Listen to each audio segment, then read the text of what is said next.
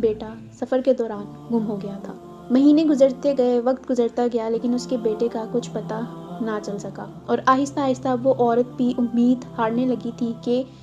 پتہ نہیں کبھی اس کی ملاقات ہو پائے گی اس کے بیٹے سے یا نہیں۔ ایک دن وہ عورت کھانا کھانے کے لیے بیٹھی، اس نے روٹی کا ٹکڑا توڑا، اور جیسے ہی وہ اس کو اپنے منہ تک لے کر گئی، دروازے پر دستک ہوئی۔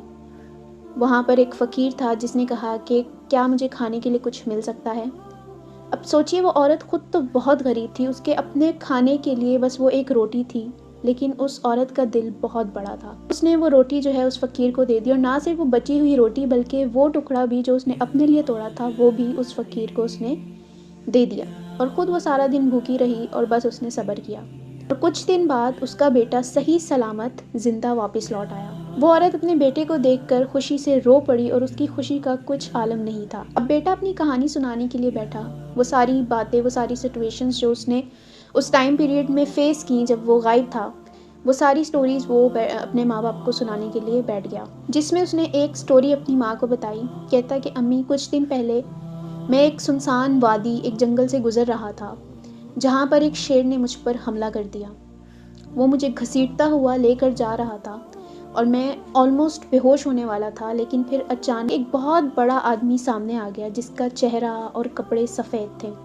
اس آدمی نے بغیر کسی ہتھیار کے اس شیر کو مجھ سے دور کیا، اس کو پکڑا اور اس کو گرایا، اور پھر اس نے اس شیر کو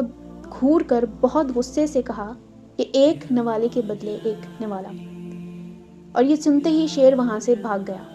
اور پھر وہ کہتے ہیں کہ میں نے جیسے ہی اپنے تھوڑے ہوش سنبھالے، میں وہاں پر مڑ کر دیکھا کہ میں اس آدمی کا شکریہ ادا کر سکوں، لیکن وہ آدمی وہاں سے غائب تھا۔ اور وہ کہتا ہے کہ میں نے بہت کوشش کی اس کو ڈھونڈنے کی، لیکن وہ مجھے کہیں بھی نہیں ملا۔ پھر وہ اپنی ماں کو کہتا ہے کہ امی، مجھے ابھی تک ایک بات نہیں سمجھ آئی کہ اس آدمی نے ایسا کیوں کہا کہ ایک لقمے کے بدلے ایک لقمہ، یا ایک نوالے کے بدلے ایک نوالا۔ اور ماں اپنے بیٹے کو بہت حیران ہو کر دیکھ رہی تھی، اور اچانک سے اس کو یاد آیا کہ یہ واقعہ اسی وقت ہوا ہے کہ جب وہ فقیر اس عورت کے دروازے پر آیا، اور جب اس عورت نے وہ روٹی